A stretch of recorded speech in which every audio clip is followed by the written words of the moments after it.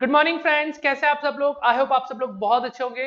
तो फ्रेंड्स, ये जो हमारा टॉपिक चल रहा है असेसमेंट ऑफ एनआर, आप देख सकते हैं कितना लेंदी हो चुका है ऑलरेडी।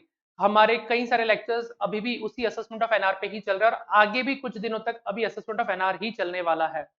फ्रेंड्स, आज जो हम लेने वाले हैं टॉपिक वो है section 44 B series and 44 C series, और अगर टाइम अवेलेबिलिटी हुई तो हम डेफिनेटली सर्टन एग्जम्प्टेड इनकम्स को भी कवर करेंगे। अब मैं आपको वापस थोड़ा सा ओवरव्यू दे दूं कि हमने जब चैप्टर शुरू किया था असेसमेंट ऑफ एनआर, तो इस असेसमेंट ऑफ एनआर में हमने एक फ्रेमवर्क बनाया था। हमने कहा था कि हम लोग इसमें क्या क्या टॉपिक्स पढ़ने वाले हैं। तो हमने शुरुआत की थी पहले टॉपिक में जिसका नाम था रेसिडेंशियल स्टेटस, और ये रेसिडेंशियल स्टेटस हमने कहा था कि ये ऑलरेडी बेसिक कंसेप्ट वाली क्लास में डिस्कस किया गया था, तो उसको हमने अवॉइड किया था। फिर उसके बाद हम आए थे that is scope of income यानी सेक्शन 5 की तरफ। सेक्शन 5 हमें बताता है कि एनआर या ओआर या एनओआर को कौन कौन सी इनकम लेनी चाहिए।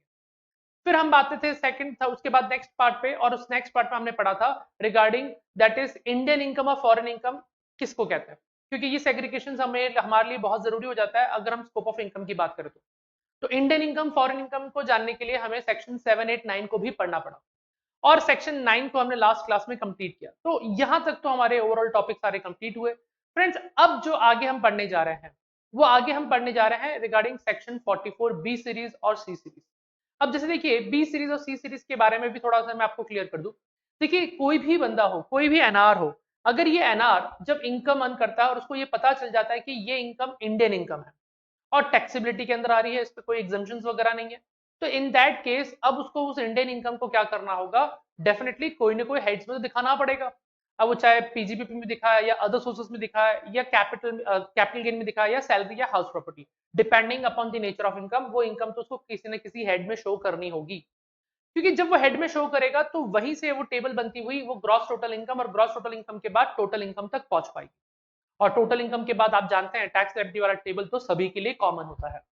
तो it is very clear, whoever is the person, चाहे वो कंपनी हो, इंडिविजुअल हो, फर्म हो, चाहे वो ओआर हो, एनओआर हो, एनआर हो, टोटल इनकम और टैक्स लायबिलिटी का टेबल तो सबके लिए कॉमन रहने वाला है। ऐसा नहीं है कि एनआर ने इनकम अर्न करी डायरेक्ट जाके उस पर टैक्स निकालो, आपने टोटल इनकम की कंपटीशन ही नहीं करी, सारी इनकम को जोड़ दिया वही टोटल इनकम नहीं। कोइंसिडेंटली गलती से ऐसा हो सकता है कि आपकी गलती सुधर जाए और वो उसमें मार्क्स मिल जाए और आप सही हो जाओ, पर हमेशा सारी गलतियां कंपेंसेट नहीं हो पाती। इसलिए बहुत जरूरी होता है कि जो जो इनकम, जैसे हम यहाँ पे एनआर के बारे में पढ़ रहे हैं, तो जो जो इनकम एनआर के लिए आपने देखी है, जो जो इनकम एनआर अर्न कर रहा है, तो एनआर की उन सभी इनकम को देखने के बाद ये डिसाइड कर लो कि वो इंडियन है या फॉरेन है। अब वो अगर प्योरली एनआर है तो सिर्फ इंडियन इनकम लेनी है, और एनओआर है तो Indian plus certain foreign income लेनी, और फिर वो इनकम को कहां लेके जा रहा है, टोटल इनकम की टेबल में। अब यहां पे मेन पॉइंट शुरू होता है। जब हम टोटल इनकम की बात करते हैं तो टोटल इनकम के लिए 5 हेड्स तो आएंगे ही आएंगे। अब अगर एक एनआर जो बिजनेस एंड प्रोफेशन के थ्रू अपनी कुछ इनकम अर्न कर रहा है और वो इंडियन इनकम बन चुकी है, तो डेफिनेटली उसको वो इनकम को बिजनेस एंड प्रोफेशन हेड में लेके जाना होगा। और अगर वो बिजनेस से प्रोफेशन जुड़ी हुई इनकम नहीं है तो फिर अदर सोर्सेस में ले जाना होगा। और अगर वो कैपिटल गेन से जुड़ी हुई है तो कैपिटल गेन में जाएगा, और अगर वो सैलरी से जुड़ी हुई है तो फिर डेफिनेटली वो सैलरी हेड में जाएगा। तो ये तो नेचर ऑफ इनकम पे डिपेंड करता है कि उसको कौन से हेड में जाना है। लेकिन जिस हेड में वो उस इनकम को लेके जाएगा, अब उस इनकम के ऊपर उसी हेड के प्रोविजंस एप्लीकेबल होते हैं। ये हमने बेसिक क्लास में भी पढ़ा था अगर आपको याद हो। तो ये बहुत इंटरेस्टिंग अगेन कि एनआर है, उसने कुछ इनकम अर्न करी है, और ये इनकम अगर उसके बिजनेस एंड प्रोफेशन जुड़ी हुई है, और अगर ये इंडियन इनकम भी बन चुकी है, तो अब वो इंडियन इनकम चूंकि उसके बिजनेस एंड प्रोफेशन जुड़ी हुई है, इसलिए अब ये इनकम उसको कहां ले जानी होगी, उसको ले जानी होगी बिजनेस एंड प्रोफेशन हेड के अंदर। अब जब एक बार income business and profession head में एंटर करती है, तो ऐसे केस में अब उस इनकम की कैलकुलेशन बिजनेस एंड प्रोफेशन के हेड के अकॉर्डिंग ही होगी। तो देखिए यहां पे हम देख रहे हैं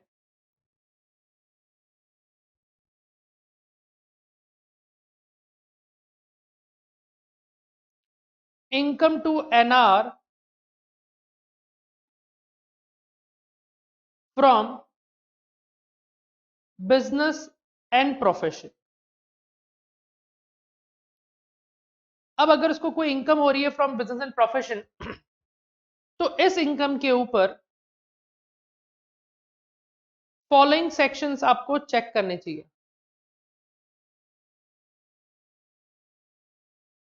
आर टू बी कंसिडर्ड, उसको कंसिडर करना होगा। कौन कौन से सेक्शंस हैं? तो हमारे पास इसी सीरीज में जो हमारे पास सेक्शंस होते हैं वो सबसे पहले हैं सेक्शन 44 बी, सेकेंड आता है 44 डबल बी, तीसरा आता है सेक्शन 44 डबल बी ए, और चौथा आता है सेक्शन 44 ट्रिपल बी। इसी सीरीज के साथ अब मैं यहाँ पे अंडरलाइन क्यों खींच रहा हूं, क्योंकि ये सब एक ही कैटेगरी के हैं। इसको हम लोग बोलते हैं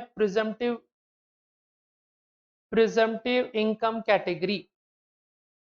अब ये प्रिजम्पटिव इनकम कैटेगरी क्या होती है ये बहुत जल्दी आपको मैं बता दूंगा। अभी इसके बाद पांचवा सेक्शन जो आता है वो आता है सेक्शन 44 सी, और छठा आता है वो आता है सेक्शन 44 डी ए। अब देखिए आज की क्लास में हम लोग ये चारों प्लस ये पांचवा सेक्शन जरूर पढ़ेंगे, पर ये सेक्शन टू बी डिस्कस, इसके लिए खास तौर पे मैं लिख रहा हूं to be discuss along with section 115A, 115A, और उसमें भी देखिए 115A तो काफी बड़ा है, तो 115A उसमें भी सब सेक्शन 1 क्लॉज बी के साथ हम इसको पढ़ेंगे। तो ये सेक्शन हम बाद में देखेंगे 44DA वाला, लेकिन उसके ऊपर के बाकी के पांचों सेक्शन 44B सीरीज में चार आते हैं, B double B A triple B, और उसके बाद आता है 44C। ये चार तो अभी हमें देखने ही, पांचों देखने हैं। अब सवाल ये उठता है कि ये सेक्शन प्रिजम्पटिव कैटेगरी में मैंने क्यों लिखे ऊपर के चार सेक्शन। देखिए फ्रेंड्स, आपको अगर एग्जीक्यूटिव क्लास का बिजनेस एंड प्रोफेशन हेड थोड़ा बहुत भी अगर याद है, और उसमें भी जो पॉपुलर सेक्शंस होते थे शायद वो जनरली याद रह ही जाता है। एक उसी पॉपुलर सेक्शंस की सीरीज में आता था प्रिजम्पटिव इनकम, जिसमें आप लोगों ने 44 एडी, 44 एडीए और 44 एई के बारे में सुना होगा। क्या थे वो सेक्शंस? उन सेक्शंस में आप जो भी इनकम अर्न करते हो तो उसमें कैलकुलेशंस करने की जरूरत नहीं होती, एक सर्टेन तरीके से, एक सर्टेन प्रिस्क्राइब मेथड से आपकी इनकम कैलकुलेट हो जाती है। What ever is your turnover, उस टर्नओवर पे एक सर्टेन परसेंटेज लगा दो तो आपका ऑटोमेटिक इनकम कैलकुलेट हो जाता था, या फिर एक प्रिस्क्राइब मेथड से कैलकुलेशन करने से डायरेक्ट आपकी बिजनेस इनकम कैलकुलेट हो जाती थी। तो यही ऐसा तरीका इसलिए बनाया जाता था, उसके पीछे खास रीजन था। सरकार ये सोचती है कि हमारे भारत में ऐसे बहुत सारे इंडिविजुअल्स हैं, बहुत सारे फर्म्स हैं, बहुत सारी ऐसी एलएलपीज हैं, एचयूएफ्स हैं, जिनके ऊपर दबाव नहीं बनाया जा सकता, जिनके ऊपर सारे प्रोविजंस एप्लीकेबल करने से उनके ऊपर दबाव बनेगा और वो परेशान होंगे और वो इनकम कैलकुलेट करने में असमर्थ होंगे। They will feel difficult in calculating the business income because the process of calculating business income is very difficult. तो इन दैट केस उन्होंने एक शॉर्टकट तरीका, एक बहुत ही इजी तरीका इन्वेंट किया और कहा कि भैया देखो ऐसा है कि तुम्हारी बिजनेस इनकम निकालनी है तो भूल जाओ सारे प्रोविजन, जो सेक्शन 28, 29, 30, 40 सीरीज जो भी कुछ कहता है भूल जाओ उसको। आप अपना टर्नओवर लेके आओ, उस टर्नओवर पे एक सर्टेन परसेंटेज लगा दो और आपकी इनकम कैलकुलेट हो जाएगी, और आपकी उसके बाद कोई कैलकुलेशन करने की जरूरत नहीं है। तो ये एक तरीका बहुत आसान था, इससे बिजनेस इनकम निकलती। ध्यान रखना, it is not the tax amount, it is the business income. ये टोटल इनकम भी नहीं है, ये टैक्स लायबिलिटी भी नहीं है, ये अब सिर्फ एक बिजनेस इनकम है। और आप समझ सकते हैं कि बिजनेस इनकम का क्या रोल होता है टोटल इनकम पे। टोटल इनकम अगर ये है तो उसमें से एक छोटा सा हिस्सा क्या होगा, बिजनेस इनकम।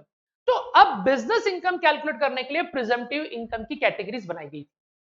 तो जब ये प्रिजम्पटिव इनकम की कैटेगरी बनाई गई थी उसी समय सरकार के दिमाग में एक और पॉइंट आया। सरकार ने कहा कि हमारे भारत में जो लोग कमा रहे हैं उनके लिए तो हमने 44A, 44AD, ADA और 44AE बना दिया, लेकिन व्हाट अबाउट द एनआरस? भारत के बाहर ऐसे बहुत सारे लोग हैं, बहुत सारे इंडिविजुअल्स हैं, एचयूएफ्स हैं, एलएलपीज हैं। अब अगर वो एनआर अगर जब भारत में आएंगे और अगर कोई इनकम अर्न करते हैं और वो इनकम अगर इंडियन इनकम बन जाती है और वो टैक्सेबल भी है, तो अब देखेंगे नेचर क्या, नेचर अगर बिजनेस हुआ तो अगेन बिजनेस कैलकुलेशन करने के लिए तो बिजनेस के हेड्स के सारे प्रोविजंस फॉलो करने पड़ेंगे, और बिजनेस हेड के प्रोविजंस तो डेफिनेटली डिफिकल्ट तो है ही, इतने आसान तो है नहीं, वो कॉम्प्लिकेटेड भी है। तो अगर एनआर जो भारत में इंटरेस्ट दिखाता है, भारत में आता है, पैसे कमाता है, और जब वो पैसे कमाने के बाद उसको कहा जाता है कि देख ये तेरी इंडियन इनकम है और इस इंडियन इनकम पे तुझे टैक्स देना पड़ेगा, और टैक्स कैलकुलेशन करने के लिए पहले सबसे पहले तू बिजनेस इनकम कैलकुलेट कर, और बिजनेस इनकम कैलकुलेट करने के लिए तुझे बिजनेस हेड में जाना पड़ेगा, और बिजनेस हेड में जाने के बाद सारे प्रोविजंस अप्लाई करो, तो वो डेफिनेटली अपना सर पकड़ के बैठ जाएगा, बोलेगा ये मेरे से नहीं हो सकता, और या तो प्रोफेशनल पर्सन को हायर करेगा। और आधे तो भाग जाएंगे, बोलेंगे कि अब अगली बार, इस बार आगे आगे कर लो एक बार काम, अगली बार भारत जाना ही नहीं है, इतना कॉम्प्लिकेशंस कौन देखेगा। देखो इंसान फायदा देखता है। अगर मुझे 50 लाख रुपए मिल रहे हैं, मुझे 5 लाख रुपए मिल रहे हैं, लेकिन उस पैसे के सामने जो मेरे सामने डिफिकल्टीज हैं, इनकम टैक्स का बर्डन, इनकम टैक्स कैलकुलेशंस, ये सारे प्रोविजंस फॉलो करना, तो हो सकता है कि मुझे अगर कोई और अपॉर्चुनिटी मिले, मुझे कोई सिंगापुर में मिल जाए कि सिंगापुर में मेरा अगर मैं जाऊं तो शायद 50 लाख या 5 लाख का प्रॉफिट नहीं होगा, थोड़ा कम होगा, लेकिन टैक्सेशन प्रोविजन के नाम पे I am very much free, तो वो वहां पसंद करेगा जाना बनस्पत इंडिया के। वो ऑप्शंस और अल्टरनेटिव्स जो अपॉर्चुनिटीज देखेगा कि कहां ज्यादा बेटर है, तो कंपैरिजन दिमाग में लगी रहती है। तो भारत के लिए ये बहुत बड़ी समस्या हो गई कि अगर हमने उनको इजी नहीं कर दिया कैलकुलेशन करना, तो हो सकता है कि बहुत जल्दी यहां से ये रफू चक्कर हो जाए। तो उनको भी पकड़ के रखना है, उनके लिए भी सोच के रखना है। देखिए, calculations is not so much easy, ये डिफिकल्ट है। आप भी पढ़ते जा रहे हैं, अभी तक सेक्शन 9 देखा, कितना डिफिकल्ट था ये महसूस करना कि इंडियन इनकम है कि फॉरेन इनकम। ये तो सिर्फ इंडियन इनकम फॉरेन इनकम पे चर्चा हुई थी। अब जब हेड में जाएगा, हेड के एक एक प्रोविजंस फॉलो करना और फिर जाके बिजनेस इनकम कैलकुलेट करना, ये तो सिर्फ बिजनेस इनकम कैलकुलेट हुई, फिर उसके बाद टोटल इनकम, फिर उसके बाद tax liability, it will be very difficult. तो एनआर परेशान तो होते ही है। तो सरकार ने देखा कि कुछ कैटेगरीज बना दी और सरकार ने कहा कि इन लोगों के लिए भी प्रिजम्पटिव टाइप का एक सिस्टम बना दो कि भैया एनआर आप भारत में आओ, और अगर आप जो इनकम अर्न कर रहे हो बिजनेस प्रोफेशन के थ्रू है, तो आप एक काम करो, हम आपको एक प्रिजम्पटिव तरीका बताएंगे और उस प्रिजम्पटिव तरीके से आप अपनी इनकम कैलकुलेट कर लेना, आपको कोई रोकेगा नहीं, आपको कोई भी प्रोविजन फॉलो करने की जरूरत नहीं, बस प्रिजम्पटिव वाली सीरीज में आ जाओ। अगर प्रिजम्पटिव सीरीज आपके ऊपर एप्लीकेबल हो रही है तो हमारे बताए हुए तरीके से कैलकुलेशन कर लीजिए, इसमें आप डेफिनेटली बेनिफिटेड रहेंगे। अब सवाल ये उठता है कि अब वो प्रिजम्पटिव कैटेगरीज किन किन एनआर के लिए बनाई गई और उसमें क्या तरीका लिखा गया, ये हमें पढ़ना है। तो ये जो बी सीरीज आपके सामने दिखाई दे रही है ना फ्रेंड, ये वो बी सीरीज वही है। तो आई होप अब मैंने आपको ये क्लियर कर दिया कि हम जो 44 बी सीरीज पढ़ रहे हैं वो क्या पढ़ रहे हैं। हम एनआर के लिए पढ़ रहे हैं, वो एनआर के लिए जिन्होंने इंडिया से कोई इनकम अर्न करी और वो इनकम इंडियन इनकम बन चुकी है और वो टैक्सेबल भी है। अब वो इंडियन इनकम अगर इंडियन टैक्सेबल भी है और वो बिजनेस के थ्रू थी, तो वो इनकम जाएगी बिजनेस हेड में। अब बिजनेस हेड में जाने के बाद अब उसको बिजनेस हेड के प्रोविजन फॉलो नहीं करना है, उसको ये प्रिजम्पटिव सेक्शंस देखने हैं, शर्त ये प्रिजम्पटिव सेक्शंस उसके ऊपर एप्लीकेबल हो रहे हैं, तो आसानी से वो कैलकुलेशन कर लेगा और कैलकुलेशन करके वो अपनी बिजनेस इनकम कैलकुलेट कर लेता है। और देखिए, बिजनेस इनकम अगर कैलकुलेट होगी तो मोटा मोटी समझिए सारा काम हो गया, क्योंकि वो एनआर हो सकता है कि दूसरे हेड से शायद इनकम ना अर्न करता हो, तो ग्रॉस टोटल इनकम में 5 में से सिर्फ एक ही हेड बन जाएगा। और फिर रही बात डिडक्शन की, तो शायद उसने इस साल कोई डिडक्शन जैसे कोई कारनामे नहीं किए हैं, कोई इन्वेस्टमेंट या कोई ऐसे बेनिफिट्स नहीं लिए हैं, तो डेफिनेटली वहां पे भी निल हो जाएगा, डायरेक्ट वही बिजनेस इनकम जीटीआई बनेगी और वही जीटीआई टोटल इनकम बन जाएगी और हाथों हाथ काम खत्म हो गया। लेकिन ये प्रिज्यूम कर लेना कि business income is equal to total income, ये आपकी बहुत बड़ी गलती हो सकती है और आपको मैं बार बार इस चीज पे वार्न करता हूं। दुनिया क्या करती है, न्यूमेरिकल्स किसी भी बुक में क्या कर रखे हैं मुझे उससे कोई मतलब नहीं। अगर किसी बुक ने business income is equal to total income दिखा के कैलकुलेशन कर ली, इसका मतलब क्या हुआ? इसका मतलब वो अज्यूम कर रहा है कि there is no income in other 4 heads. वो अज्यूम कर रहा है कि डिडक्शंस एटीसी से एटीयू में कोई मिल ही नहीं रहे उस एनआर को। तो अब जाके बिजनेस इनकम जीटीआई बनेगी और फिर जीटीआई वो बन जाएगी टोटल इनकम, तो बात अलग है। तो ये अजम्पशंस हैं, तो फिर ठीक है, डायरेक्टली लिख देना और डायरेक्टली उसी को कैलकुलेशन करके टैक्स निकाल लेना, ये बहुत बड़ी गलती होगी और मैं नहीं चाहता कि मेरा कोई स्टूडेंट इस तरह की गलती करे exam. And I want that each and every student examiner को इतना इंप्रेस करे कि वो खुद सोचने पे मजबूर हो जाए कि नहीं, इस स्टूडेंट ने बहुत परफेक्टली काम किया है, उसको पता है कि टोटल इनकम में क्या फर्क होता है और बिजनेस इनकम में क्या फर्क होता है। तो ये चीज मैं चाहता हूं कि आप अपने पेपर्स पे इनकॉर्पोरेट करें, आप अपने पेपर्स में लिखें, एग्जाम को दिखाएं, show your intelligency, show your smartness. और ये हर बच्चा नहीं करता, हमने भी बहुत सारी कॉपीज चेक करी है, कई सारे स्टूडेंट्स को देखा है, इंटेलिजेंट बंदे को भी देखा है जो अपने आप को ये साबित करते हैं कि हमें सब कुछ आता है, लेकिन एट द एंड जब कैलकुलेशन करने बैठता है उनको कुछ नहीं आता। तो प्लीज आप उस गलती को दोहराना मत। अब देखिए फ्रेंड्स, ये था 44 बी सीरीज जो हम पढ़ने वाले हैं, प्रिजम्पटिव इनकम कैटेगरी।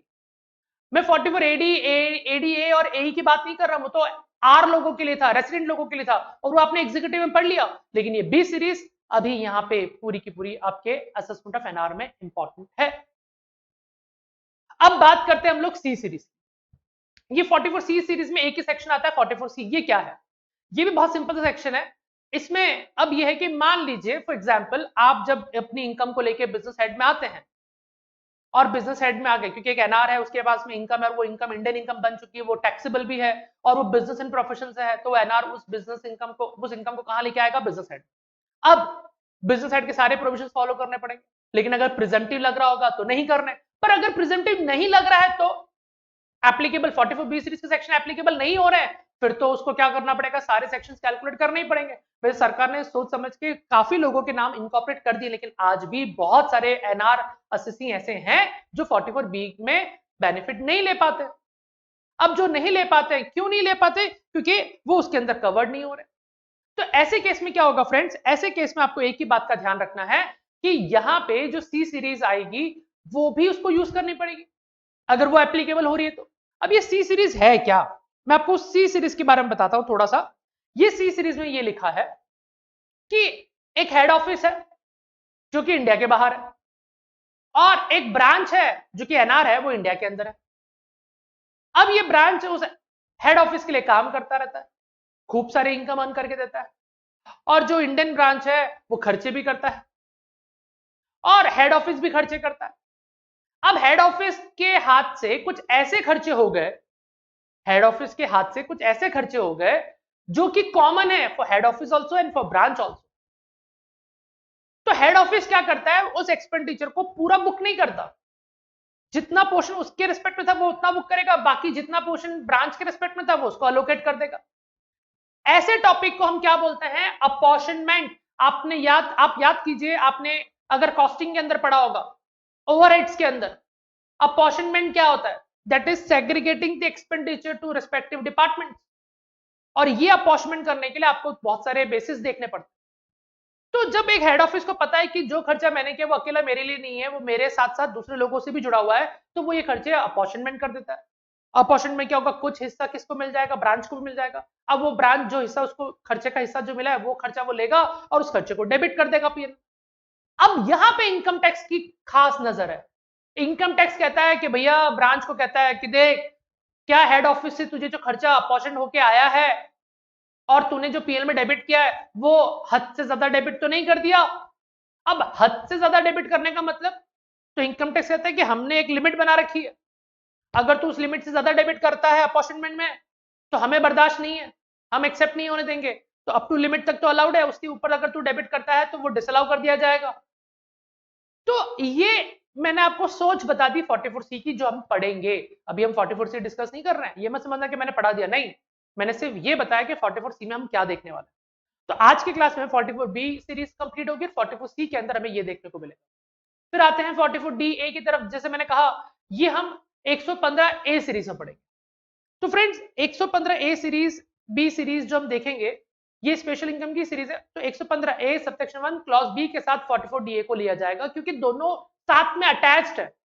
मैं चाह के भी सिंगल, अगर मैं 44DA पढ़ा दूंगा तो जिस दिन वापस 115A1B पढ़ाऊंगा तो वापस दोबारा आप समझाना पड़ेगा, तो डबल डबल टाइम वेस्ट क्यों करें हम लोग?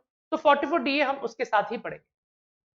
तो देखिए फ्रेंड्स, आज की क्लास का कंटेंट क्या है ये हमने बताया। अब हम एक एक करके स्टार्ट करते हैं। तो ओवरव्यू पूरा हो चुका। अब ये ओवरव्यू देने का पीछे रीजन क्या था? ताकि जब मैं 44B स्टार्ट करूं, सिंगल सेक्शन 44B या 44BB, तो आपके माइंड में चीजें क्लियर है कि हम जो टॉपिक पढ़ रहे हैं वो प्रिजम्पटिव है। क्या होता है प्रिजम्पटिव? जहां पे इनकम आपकी डायरेक्टली कैलकुलेट की जाती है बाय स्पेसिफिक मेथड और स्पेसिफिक प्रिस्क्राइब्ड मैनर।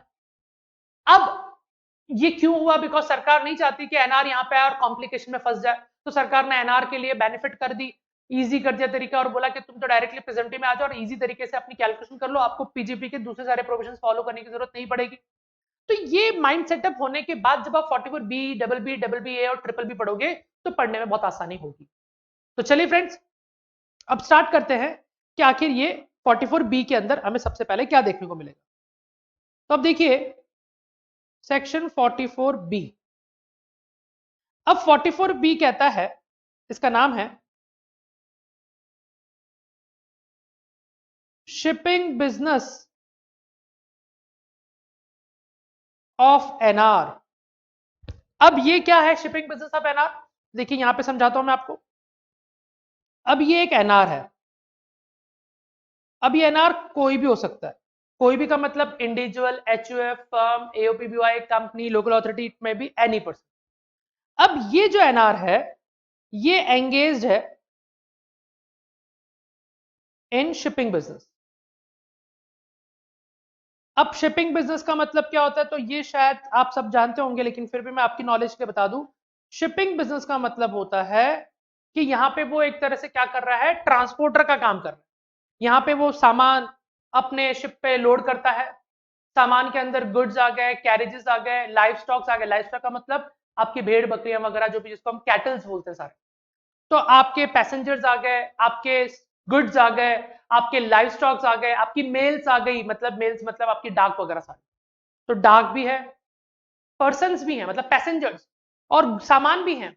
तो ये शिपिंग बिजनेस वाला बंदा इनमें से कोई भी सामान या कोई भी चीज अपने शिप पे लोड करता है और फिर पर्टिकुलर डेस्टिनेशन पे जाता है, वहां पे उनको उतारता है और वहां से वापस नया सामान लोड करता है, फिर वापस दूसरे डेस्टिनेशन पे जाके उसको उतार देता है। तो ये जो ट्रांसपोर्टेशन ऑफ गुड्स है through sea, that is through water, इसको हम बोलते हैं शिपिंग बिजनेस। तो यहां पे एसएससी शिपिंग बिजनेस में इन्वॉल्व है। तो जब एक एनआर शिपिंग बिजनेस में इन्वॉल्व है, अब क्या होता है, ये एनआर अर्न करता है सपोज इंडियन इनकम। अब ये एनआर इंडियन इनकम अर्न कर रहा है बाय शिपिंग बिजनेस। अब ये इंडियन इनकम शिपिंग बिजनेस से अर्न कर रहा है। तो एक एनआर है, वो एनआर शिपिंग बिजनेस में इन्वॉल्व एंगेज्ड है और वो शिपिंग बिजनेस से इंडियन इनकम अर्न कर रहा है। अब शिपिंग बिजनेस से इंडियन इनकम अर्न करने का मतलब समझाता हूं। मान लीजिए ऑस्ट्रेलिया की एक शिपिंग कंपनी, ऑस्ट्रेलिया की शिपिंग कंपनी ने क्या किया, अपने शिप पे कई सारा सामान लोड किया और वो सामान लोड करके वो इंडिया में आया और इंडिया में अनलोड कर देता। अब वो इंडिया से वापस रवाना हो रहा है और यहां से अब वो मलेशिया जाएगा। तो अब इंडिया से जब वो मलेशिया जाएगा तो खाली तो जाने से रहा, तो यहां से भी सामान लोड करेगा और जब यहां से इंडिया से सामान लोड करेगा और यहां से लोड करके वो मलेशिया जाएगा, मलेशिया में अनलोड कर देगा। तो अब देखिए, अब वो इंडिया से सामान लोड कर रहा है, तो हो सकता है कि यहां पे वो जो भी इनकम अर्न कर रहा है, it may be accrue arise in India और it may be received in India और it may be deemed to accrue arise in India और it may be deemed to received in India. मतलब इन चारों में से किसी भी एक कैटेगरी में अगर उसकी इनकम आती है, तो इन दैट केस उस शिपिंग कंपनी के लिए वो क्या बन जाएगी, इंडियन इनकम बन जाएगी।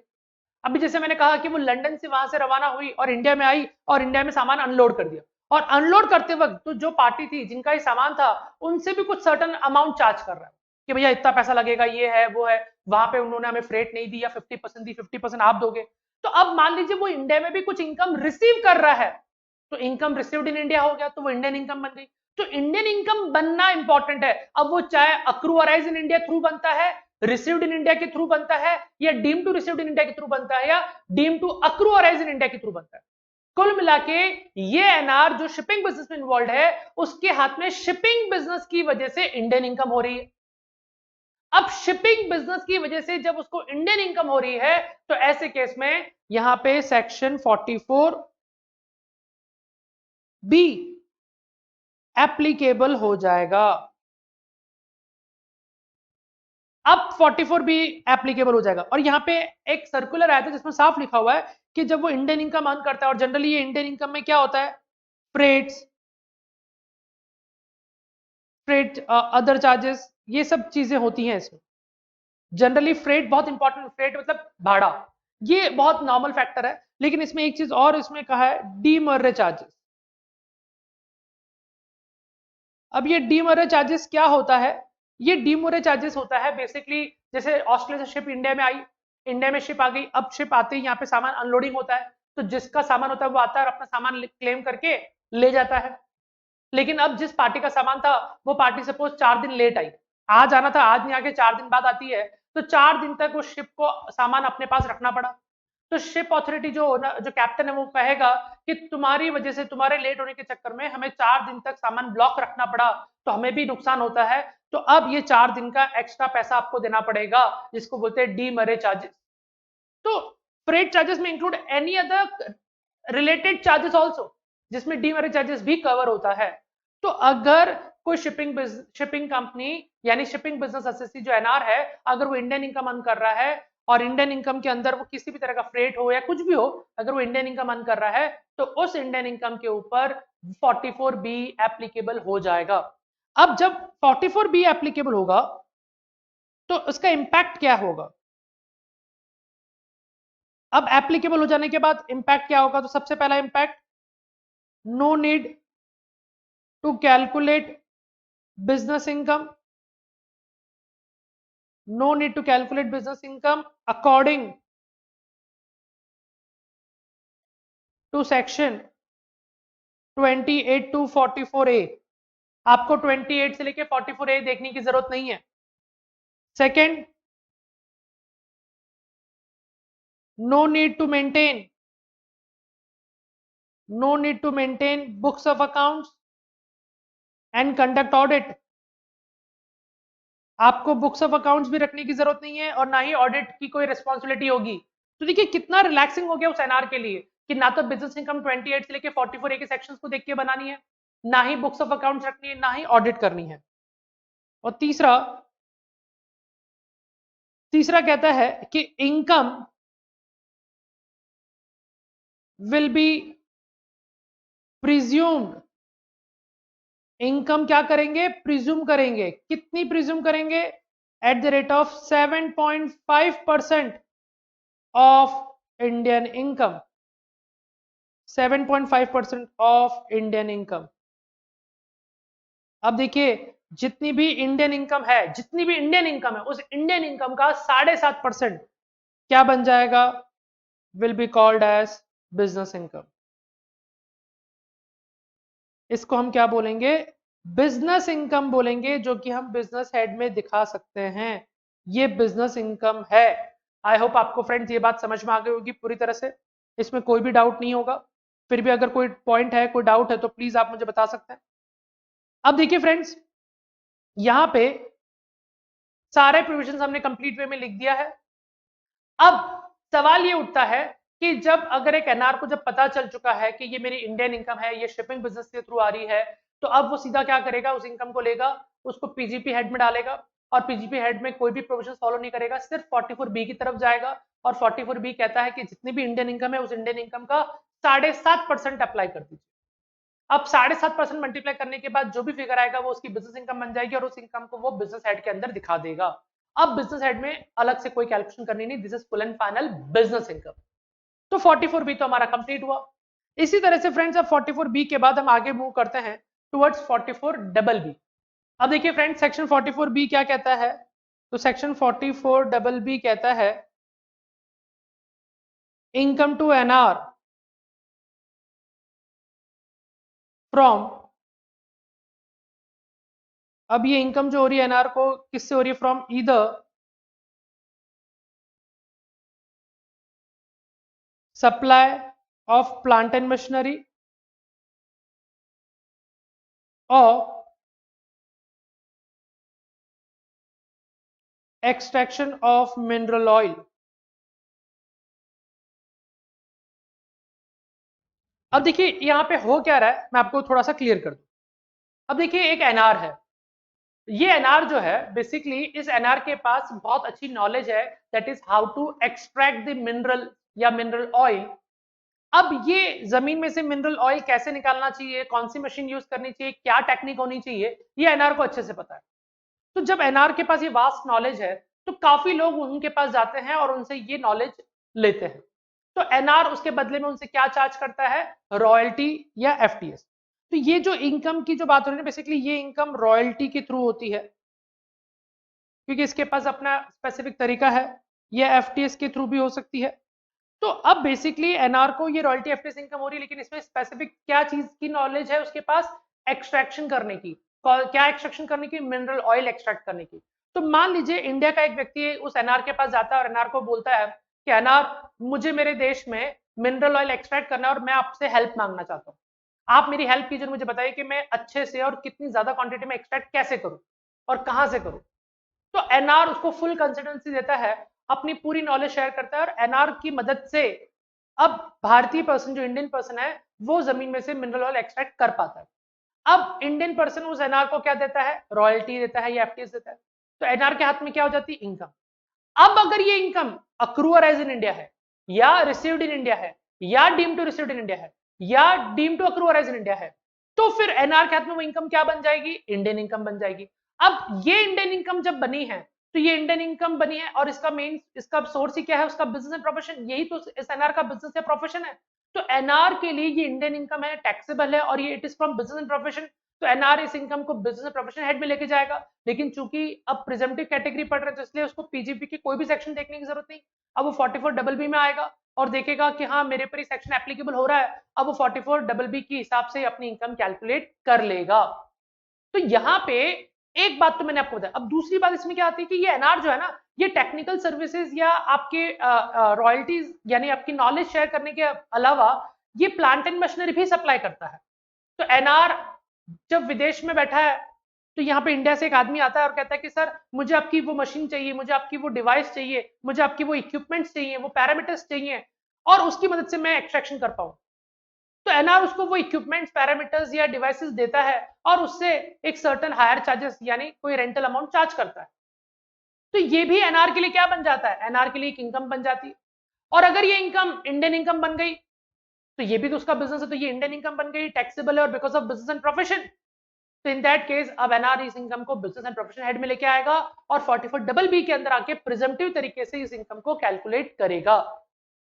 तो यहां पे एनआर या तो सप्लाई कर रहा है प्लांट एंड मशीनरी का या फिर खुद एडवाइस दे रहा है, कंसल्टेंसी दे रहा है for regarding the extraction of mineral oil.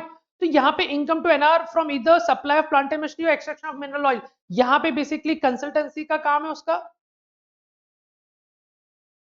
और ये supply and plant machinery on hire, और ये बेसिकली कहां हो रहा है, इन इंडिया। तो ऐसे केस में अब जो भी इनकम आएगी इस इनकम पे हम एप्लीकेबल करने जा रहे हैं सेक्शन 44BB।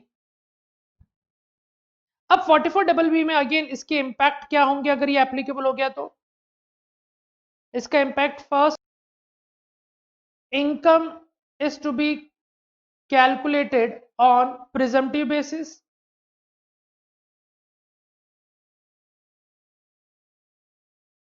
और प्रिजम्पटिव बेसिस पे जब कैलकुलेशन करेंगे तो रेट होगी at the rate of 10% of Indian income.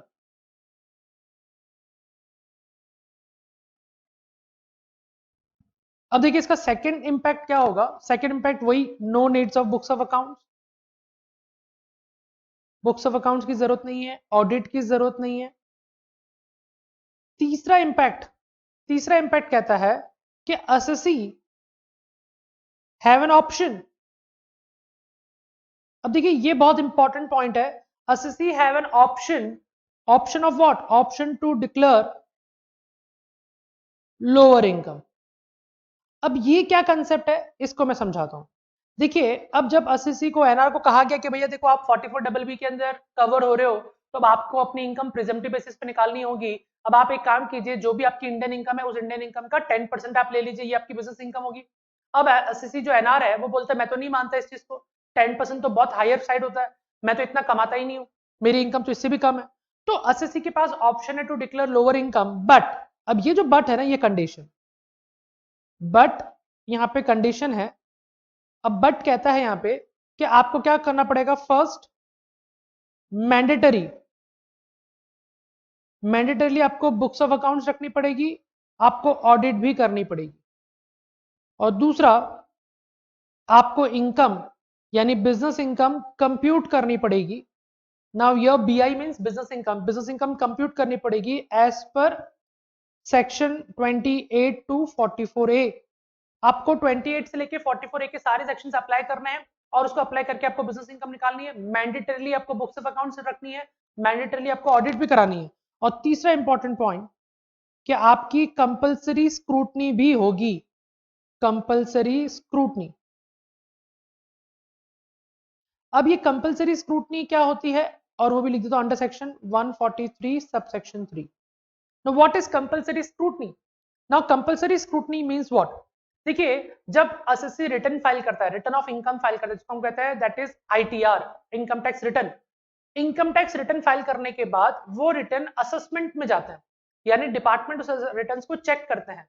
तो ये जो चेकिंग का प्रोसेस होता है इसमें वाइड रेंज है, summary assessment, scrutiny assessment, best judgment assessment, income escaping assessment, block assessment, ये अलग अलग टाइप के असेसमेंट होते हैं, जिसमें से एक असेसमेंट होता है जिसका नाम है स्क्रूटनी असेसमेंट। इस स्क्रूटनी असेसमेंट में एसएससी का जो डिपार्टमेंट होता है, डिपार्टमेंट क्या करेगा, टॉप टू बॉटम हर एक चीज को बहुत थरोली चेक करेगा कि मैंने क्या सही लिखा है, क्या गलत लिखा है। तो ये कंपलसरी स्क्रूटनी उस एसएससी को फेस करनी पड़ेगी। तो देखिए, तो एसएससी के पास चॉइस हो गया कि जो 10% बोल रहा है उसको चुपचाप मान ले, और नहीं मानना चाहता है तो ठीक है, लोअर इनकम दिखा दे, जो भी उसकी विश है वो लोअर इनकम दिखा दे 10% से बिलो, यानी 7% of Indian income, 6% of Indian income, 5% of Indian income. लेकिन बुक्स ऑफ अकाउंट्स मेंटेन करनी पड़ेगी, ऑडिट भी करवानी पड़ेगी, और ये जो बिजनेस इनकम जो बता रहा है 6%, 5%, वो उसको प्रूव करना पड़ेगा by calculating business income as per section 28 to 44A। और लास्ट में सारा हो जाने के बाद जब वो रिटर्न फाइल करेगा तो रिटर्न कंपलसरी स्क्रूटनी के अंदर भी जाएगा। तो ये कुछ इंपैक्ट है 44BB के एसएससी के ऊपर। ओके फ्रेंड्स, तो अब देखिए, अब इसके बाद हम नेक्स्ट सेक्शन पे जाते हैं, सेक्शन नंबर 44BB। अब ये 44BB किसके ऊपर एप्लीकेबल होगा, तो यहां पे अगेन वही एसएससी एनआर है, और ये बेसिकली एंगेज्ड है, एंगेज इन एयरलाइन बिजनेस। अब ये एयरलाइन बिजनेस क्या होता है, तो एयरलाइन बिजनेस का मतलब होता है एयरवेज, एयरवेज जैसे कि जेट एयरलाइंस, या फिर आपके स्पाइस जेट, एयर एशिया, ठीक है ना, सिंगापुर एयरलाइंस, इंडियन एयरलाइंस, ये जितनी भी एयरलाइन कंपनीज हैं ये एयरवेज हैं। तो ये जो एसएससी जो इसको चलाता है, ऑपरेट करता है, जो इसमें एंगेज है, ऐसे एसएससी को हम बोलते हैं SSC engage in the business of Airways या एयरलाइन बिजनेस। अब आप समझ गए होंगे, मान लीजिए फॉर एग्जाम्पल हम बात करें इंडिगो की, तो अब जो इंडिगो का जो ओनर है, अब जब वो इंडिगो का बिजनेस रन कर रहा है, तो डेफिनेटली वो अपने आप को इस सेक्शन में जब देखेगा तो सबसे पहला पॉइंट है कि एसएससी एनआर है क्या, तो एसएससी एनआर तो है नहीं, तो वो इसमें नहीं आ सकता। तो यहाँ पे कौन आएगा, एनआर आएगा, एनआर जो दैट इज बाहर का कोई व्यक्ति है। अब सपोज मान लीजिए ब्रिटिश एयरवेज की बात करता हूँ, अब ब्रिटिश एयरवेज का जो ओनर है सपोज मिस्टर एक्स है, तो मिस्टर एक्स ब्रिटिश एयरवेज चलाता है, ये वो उसका ओनर है, तो मैं कहूंगा कि mister X who is NR and who is engage in the business of airlines, because British Airways उसका है। अब अगर वो इंडियन इनकम अर्न करता है, अब वो इंडियन इनकम कैसे अर्न करेगा, डेफिनेटली वो देश के मतलब हमारे इस दुनिया के अलग अलग कोने से पैसेंजर्स को बिठाता है, फिर अलग अलग डेस्टिनेशन में जाकर उसको ड्रॉप करता है, फिर वहां से वापस अलग अलग पैसेंजर्स कार्गो सामान को उठाता है और दूसरी जगह पर ड्रॉप आउट करता है, और इस वजह से उसको मिलती है दैट इज चार्जेस, उसको फ्रेट्स मिलती है, उसको टिकट, उसके जो फेयर है, जो उसके चार्जेस है वो उसको मिलता है। अब अगर ये पैसा उसके लिए इंडियन इनकम है, तो उस इंडियन इनकम को वो 44BB के एंगल से देखेगा। तो कुल मिलाकर मैं एक एग्जांपल लेता हूं, जैसे ब्रिटिश एयरवेज की जो मैंने बात की, ब्रिटिश एयरवेज सपोज इंग्लैंड से यानी लंदन से कुछ पैसेंजर्स को लेता है और इंडिया में आके ड्रॉप करता है, यहां से वापस कुछ पैसेंजर को लेता है और अलग अलग कंट्रीज में जाके उसको ड्रॉप करता है। तो ये ब्रिटिश एयरवेज को अगर इंडियन इनकम कुछ अर्न हुई है, तो ये इंडियन इनकम डेफिनेटली उसके बिजनेस से आई है और ये टैक्सेबल भी है, तो ये जाएगा बिजनेस प्रोफेशन हेड में, और यहाँ पे उसको बिजनेस हेड में प्रोफेशन हेड का कोई भी सेक्शन क्या देखना नहीं है, और ना ही उसको बिजनेस प्रोफेशन के सेक्शन के थ्रू इनकम कैलकुलेट करनी है, वो अपनी इनकम कैलकुलेट करेगा with the help of presumptive section 44BB। तो 44BB से वो अपनी इनकम कैलकुलेट करेगा। तो यहाँ पे एसएससी को कहा गया है कि एसएससी आपकी जो भी इंडियन इनकम होगी, इस इंडियन इनकम पे एट द रेट ऑफ 5% आपको अप्लाई करना है, 5%, और ये 5% क्या बन जाएगा आपका, आपका बन जाएगा बिजनेस इनकम, ये 5% बन जाएगा आपका बिजनेस इनकम। तो इस तरह से आप अपनी बिजनेस इनकम को कैलकुलेट कर सकते हैं। तो एनआर, जितने भी एनआर जो एयरलाइन बिजनेस में है, उसको सिंपली इंडियन इनकम देखनी कितनी है और उस इंडियन इनकम का 5% मल्टीप्लाई करना है, वो बन जाएगा उसका बिजनेस इनकम। इम्पैक्ट क्या होगा इसके ऊपर, तो इम्पैक्ट अब मैं यहाँ पे सारे नहीं लिख रहा हूँ, मैं आपको ओरली बता देता हूँ। पहला इम्पैक्ट वही बुक्स ऑफ अकाउंट्स और ऑडिट की अगर बात करें तो वो नहीं रखनी है, मैं शॉर्ट में ही लिख रहा हूँ यहाँ पे ताकि आपको क्लियर हो जाए, क्योंकि पहले ऑलरेडी हमने ऊपर सारा लिखा हुआ है। बुक्स ऑफ अकाउंट्स और ऑडिट नहीं मेंटेन करनी है, नहीं करवानी है, और सेक्शन 28 से लेके 44A भी फॉलो नहीं करना है, आपको फॉलो नहीं करना है यहाँ पे। और थर्ड यहाँ पे ऑप्शन फॉर लोअर इनकम नहीं है, ऑप्शन फॉर लोअर इनकम नहीं है, तो यहाँ पे ऑलवेज 5% के अंदर ही आपको रहना पड़ेगा। फ्रेंड देखिए, सबसे पहला सेक्शन 44B में भी हमने ऑप्शन फॉर लोअर इनकम की कोई बात नहीं कही थी। क्यों? क्योंकि वो ऑप्शन है ही नहीं इसमें। डबल बी के अंदर पहली बार हमने ऑप्शन फॉर लोअर इनकम की बात की थी, क्योंकि उसमें वो ऑप्शन फॉर लोअर इनकम है।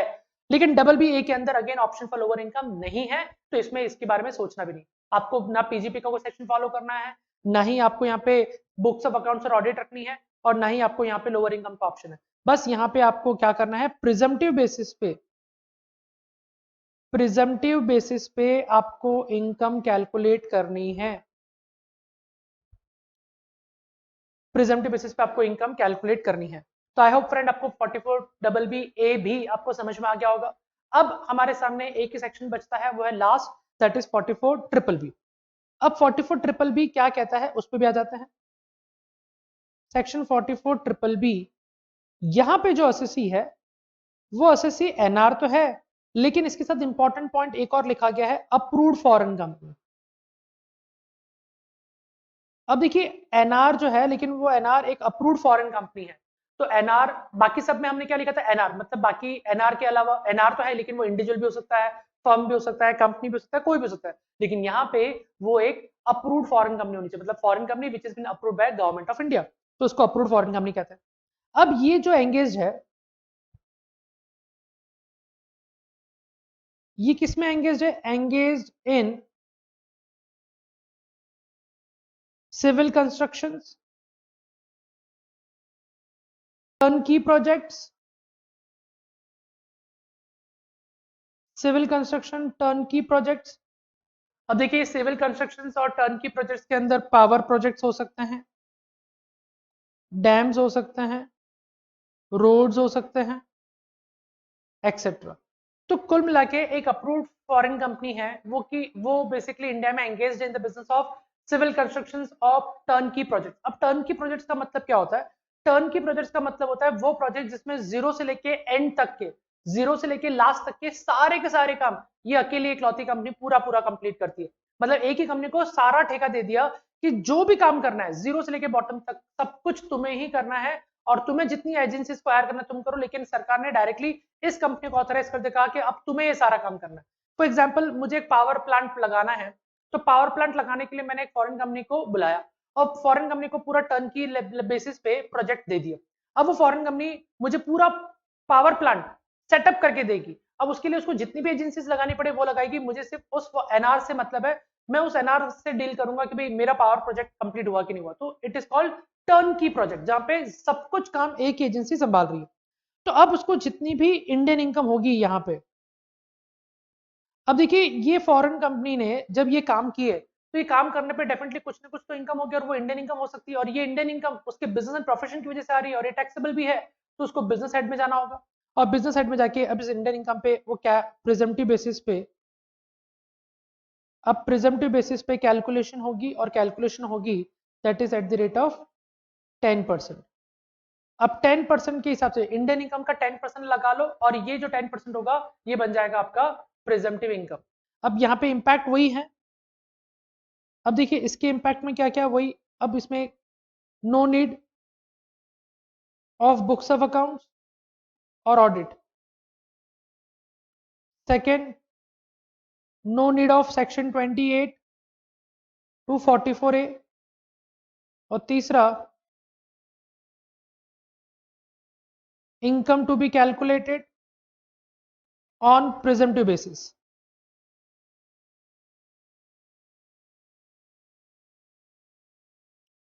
लेकिन चौथा पॉइंट कहता है ऑप्शन फॉर लोअर इनकम। अब ऑप्शन फॉर लोअर इनकम का मतलब क्या हुआ, ऑप्शन फॉर लोअर इनकम ये हुआ क्या कि SSC that is NR can declare lower than 10%, लेकिन उसके लिए बट कंडीशंस है। कंडीशंस वही सारी, पहला कंपल्सरी बुक्स ऑफ अकाउंट्स और ऑडिट में आना पड़ेगा। दूसरा सेक्शन 28 टू 44A फॉलो करना पड़ेगा। फॉलो क्यों करना पड़ेगा, टू कंप्यूट बिजनेस इनकम, तो अब बिजनेस इनकम उसको इन सेक्शन के थ्रू कैलकुलेट करनी है। और तीसरा कंपल्सरी स्क्रूटनी, अब कंपलसरी स्क्रूटनी में भी आना पड़ेगा। तो कुल मिला के ये सारे सेक्शंस उसके ऊपर एप्लीकेबल हो जाएंगे, ये सारे प्रोविजंस उसके ऊपर एप्लीकेबल हो जाएंगे। तो अगर वो ऑप्शन जाता है लोअर इनकम का, तो उसको रेडी रहना पड़ेगा कि मुझे पीजीपी के सारे सेक्शंस फॉलो करने पड़ेंगे, मुझे बुक्स ऑफ अकाउंट्स मेंटेन करनी पड़ेगी, ऑडिट भी करानी पड़ेगी, और इतना ही नहीं, जब रिटर्न फाइल करूंगा तो रिटर्न कंपलसरी स्क्रूटनी में भी जाएगा। तो एक तरफ ये सारे नुकसान, और एक तरफ फायदा क्या है कि लोअर इनकम, और दूसरी तरफ क्या होगा कि प्रिजम्पटिव बेसिस पे इनकम, और ये सारे फायदे। तो वो कंपेयर करके देख ले कि उसको क्या करना है। तो इस तरह से हमने ये सारे प्रेजेंटिव इनकम के सेक्शंस कंप्लीट किए, 44B, 44BB, 44BBA और 44BBB। आई होप इनमें आपको कोई भी डाउट नहीं होगा। फ्रेंड्स, अब हमारा जो टॉपिक है, हम सीधा चलते हैं 44C की तरफ। अब 44C में हमारे सामने क्या है वो भी देख लेते हैं। मैंने जैसे आपको इस सेक्शन के बारे में बता ही दिया था, दैट इज, यहाँ पे मैं हेडिंग डालू तो limit of deduction of expenses apportioned from head office। अगर मैं इसको हेडिंग क्लियर वे में लिखूं तो ये मेरी हेडिंग होती है कि भाई हमें लिमिट लगानी है of limit of deduction of expenses which have been apportioned from head office. तो देखिए, अभी जो मैंने कहा था थोड़ी देर पहले जब हमने लेक्चर स्टार्ट किया था, मैं उसी को यहाँ पे ड्रॉ करके बताता हूँ कि एक एनआर है, ये हेड ऑफिस है, और ये कहाँ है, ये लोकेटेड आउटसाइड इंडिया है, ये इंडिया के बाहर है। अब क्या है कि इसकी एक ब्रांच लोकेटेड है कहां पे, इन इंडिया। तो एक एनआर जिसके हेड ऑफिस इंडिया के बाहर है और उसकी ब्रांच इंडिया के अंदर है। अब ये ब्रांच भी कौन है, एनआर है। अब ब्रांच क्या करती है, ब्रांच अपनी बिजनेस इनकम कैलकुलेट करना चाहती है। अब ब्रांच जब अपनी बिजनेस इनकम कैलकुलेट करेगी तो डेफिनेटली वो अपने पीएनएल के अंदर अपने एक्सपेंसेस को भी क्या करेगी, एक्सपेंसेस को डेबिट करेगी। तो अब इस एक्सपेंसेस के अंदर एक एक्सपेंस था जो कि अपॉर्शन्ड होके आया था, apportioned from head office, apportioned from head office. अब इसका क्या मतलब हुआ अपॉर्शन फ्रॉम हेड ऑफिस का मतलब, तो देखिए ब्रांच अपनी बिजनेस इनकम कैलकुलेट कर रही है, ये जो मैंने लिखा है ब्रांच अपनी बिजनेस इनकम कैलकुलेट कर रही है, और कैलकुलेट करने के लिए पीएनएल के अंदर वो अपने एक्सपेंसेस को डेबिट करेगी, और उन एक्सपेंसेस में कुछ एक्सपेंस अपॉर्शन हुए हैं फ्रॉम हेड ऑफिस। तो ये जो एक्सपेंस जो अपॉर्शन हुए हैं हेड ऑफिस, इसके ऊपर एप्लीकेबल होगा सेक्शन 44C। अब मैं आपको यूं समझाऊं तो ये हो गया कि ये हेड ऑफिस ने क्या किया, ये हेड ऑफिस ने एक्सपेंस किए, और ये एक्सपेंसेस रिलेटेड थे to head office self plus for others. अब फॉर अदर्स का मतलब ब्रांच भी हो गया। तो ये एक्सपेंस अब हेड ऑफिस क्या करती है, अपॉर्शन करती है। हेड ऑफिस ये एक्सपेंसेस को अपॉर्शन कर देती है। तो अब यहां पे जब अपॉर्शन करती है तो उसका एक हिस्सा किसको मिल जाता है, ब्रांच को मिलता है। तो जो हमने पहले डिस्कस किया था ये वही चीज है, हेड ऑफिस ने अपने कुछ खर्चे किए। अब जैसे सपोज हेड ऑफिस ने एडवर्टाइजमेंट का खर्चा किया, और उसने पूरे दुनिया में एडवर्टाइजमेंट किया, और उस एडवर्टाइजमेंट पे सपोज 5 करोड़ रुपए खर्च हुए। तो हेड ऑफिस कहती है कि इस एडवर्टाइजमेंट का फायदा सिर्फ मुझे अकेले को नहीं होगा, मेरी जो वर्ल्ड वाइड जितनी भी ब्रांचेस हैं उन सबको होगा। तो इंडिया में भी एक ब्रांच है उसको भी होगा, लंदन में एक ब्रांच है उसको भी होगा, न्यूजीलैंड में एक ब्रांच है उसको भी होगा, और ऑस्ट्रेलिया में एक ब्रांच है तो उसको भी होगा। तो ऐसे केस में उस हेड ऑफिस के जो 5 करोड़ के खर्चे थे वो तमाम ब्रांच इंक्लूडिंग हिमसेल्फ ऑल्सो उन सभी में क्या हो जाएगा, अपॉर्शन हो जाएगा। अब उस 5 करोड़ के एक्सपेंस में सपोज मान लीजिए 50 लाख रुपए का खर्चा इंडियन ब्रांच को अलोकेट हो गया। तो जब इंडियन ब्रांच को वो 5 लाख का खर्चा अपॉर्शन होकर अलोकेट हो गया, तो इंडियन ब्रांच ने क्या किया, उस 5 लाख के खर्चे को अपने 50 लाख के खर्चे को अपने पीएल में डेबिट कर दिया।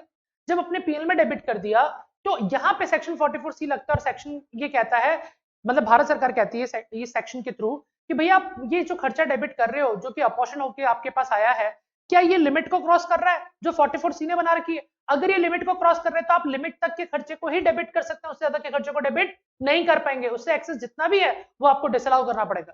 अब सपोज आपने 50 लाख डेबिट किया लेकिन लिमिट आती है सपोज 12 लाख, तो आपको 12 लाख ही डेबिट करना होगा, बाकी का 38 लाख एक्स्ट्रा आपको सरप्लस वापस आपको हटाना पड़ेगा पीएनएल से, आपको उतने से प्रॉफिट बढ़ाना पड़ेगा अगर आपने पूरे 50 लाख डेबिट कर रखे हैं तो ये है 44C का इंपैक्ट। तो एक ही सिंपल सी बात है, 44C कभी भी हेड ऑफिस द्वारा अपॉर्शन किए गए खर्चे जो ब्रांच को वो एक सर्टेन लिमिट से अगर एक्सीड करेगा तो एक्सीड नहीं होने देगा, क्योंकि ऐसा करने से क्या होगा पता है, ज्यादा खर्चे अगर अलोकेट हो गए तो इंडिया की ब्रांच का प्रॉफिट हो जाएगा कम, जिसकी वजह से होगा टैक्स का नुकसान सरकार को। और कई बार जानबूझ के फॉरेन एंटिटीज ऐसा करती हैं क्योंकि उनको पता है कि इंडिया में टैक्स ज्यादा है, 40% की रेट से है, तो क्यों ना इंडियन ब्रांच को ज्यादा एक्सपेंसेस अलोकेट कर दिया जाए ताकि उसका प्रॉफिट कम हो जाए, और प्रॉफिट अगर कम हो जाएगा तो टैक्स कम देना पड़ेगा। तो सरकार ने उनकी उस चाल को सक्सेस नहीं होने दिया, उन्होंने 44C सेक्शन लॉन्च करके इंट्रोड्यूस करके उन्होंने उस प्रॉब्लम को सॉल्व कर दिया जो कि जनरली यहां पे देखने को मिलती थी। चलिए फ्रेंड्स, तो अब यहां पे मैं इस सेक्शन को प्रोविजन के थ्रू पढ़ाता हूं क्योंकि इसमें दो चीजें आपको ध्यान रखनी है कि वो एक्सपेंसेस, वो सारे एक्सपेंसेस नहीं, एलिजिबल एक्सपेंसेस के ऊपर ही एप्लीकेबल होगा, और जो लिमिट है तो लिमिट कैसे कैलकुलेट होगी इसके लिए मैं आपको डायरेक्ट नोट्स पे लेके जाता हूं। अब देखिए ये रहा हमारे पास सेक्शन 44C, तो यहां पे लिखा है deduction the expenditure is in the nature of head office is allowable to the extent of lower of following। अब कितना मिलेगा, तो लिमिट यहां पे आ जाती है, तो इन दोनों को कंपेयर करना है और इन दोनों को कंपेयर करके इनका लोअर हमें लेना है। अब 5% ऑफ एडजस्टेड टोटल इनकम, ना 5% ऑफ एडजस्टेड टोटल इनकम क्या होता है वो हम देखेंगे, और दूसरा कहते हैं amount of so much of expenditure in the nature of head office expense incurred by assessee is attributable to the business or profession of the assessee in India। ये है बेसिकली एक्चुअल एक्सपेंडिचर, मतलब जो head office ने उसको allocate किया, तो उसको मैं शॉर्ट में लिखूं तो actual allocation bye head office. Head office ने कितना आपको दिया और लिमिट कितना कहती है 5% ऑफ एडजस्टेड टोटल इनकम, तो एडजस्टेड टोटल इनकम निकालनी पड़ेगी, उसका 5% लेना पड़ेगा, वो कितना आता है, और आपको एक्चुअली एलोकेट कितना किया, दोनों को कंपेयर करो विच इज लोअर वो मिल जाएगा।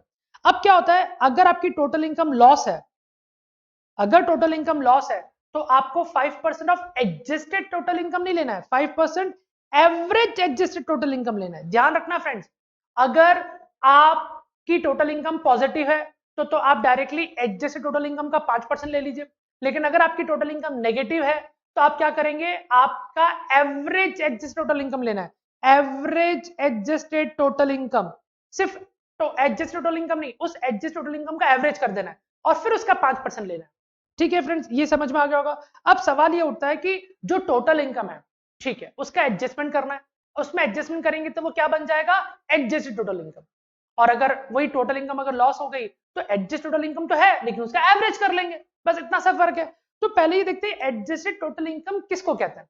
तो इसमें लिखा है कि भाई आप क्या करें, आप अपनी टोटल इनकम ले लीजिए, उसमें ये सारे एडजस्टमेंट्स आपको करने हैं। तो कहता है means adjusted income means total income computed under the act, मतलब जैसे आप टोटल इनकम निकालते हैं वैसे वो निकाल लो। बट लिखा है बिफोर डिडक्टिंग द फॉलोइंग, मतलब अब आपको इन सबको माइनस नहीं करना है जो नीचे दिया गया, अगर आपने उनको माइनस कर रखा है तो वापस जोड़ दीजिए, सिंपल सी बात है। आप टोटल इनकम लीजिए, टोटल इनकम में देखना है कि आप टोटल इनकम के अंदर जो फॉलोइंग एडजस्टमेंट्स आ रहे हैं वो आपको नहीं करने थे, पर अगर आपने कर दिए हैं तो उसको ऐड बैक कर दीजिए। तो उसमें क्या क्या ऐड करना है, एक तो ये 44C का अमाउंट ही ऐड करना है, दूसरा अनऑब्जर्व्ड डेप्रिसिएशन 32 का ऐड करना है, unobserved capital expenditure for promoting of family planning वो ऐड करना है, और जितने भी कैरी फॉरवर्ड लॉसेस थे 72 के अंदर, 73 के अंदर, 74 के अंदर, 74A के अंदर कैरी फॉरवर्ड लॉसेस वो ऐड बैक करना है, और चौथा डिडक्शन अंडर चैप्टर 6A आपको ऐड बैक करना है। तो देखिए आप ये सोचिए डिडक्शन अंडर चैप्टर 6A को ऐड करेंगे मतलब हम तो टोटल इनकम में सारे डिडक्शन जोड़ देंगे तो हम कहां पहुंच गए, जीटीए पे पहुंच गए। अब जीटीए पे पहुंचने के बाद हमें क्या कहा गया कि कैरी फॉरवर्ड वाली जो लॉस है वो वापस ऐड कर दीजिए, चलिए वो भी हो गए। अब उसके बाद हमें क्या करना है, अगर 44C में कोई डिडक्शन ले रखा है तो वो ऐड कर दीजिए, वो भी कर दिया।